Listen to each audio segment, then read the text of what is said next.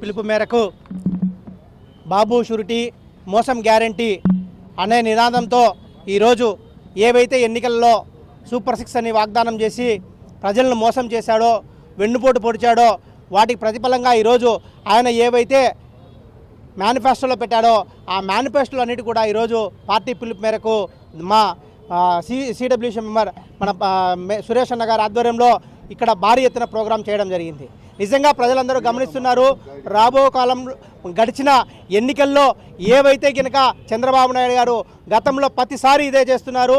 ఈ 3 సార్లు ముఖ్యమంత్రిగా ఉన్నా కూడా ఎప్పుడు కూడా ప్రజలకు మాట చెప్పడము, ఎన్నికలు అయిపోయిన తర్వాత మోసం చేసే కార్యక్రమం చేస్తున్నారు.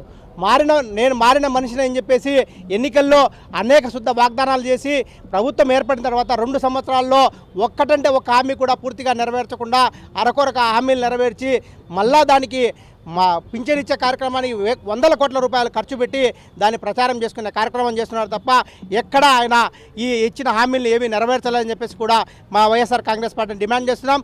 రాబో కాలంలో ఖచ్చితంగా పార్టీ తరఫున పెద్ద ఎత్తున ఆందోళన కార్యక్రమాలు చేపడతాం.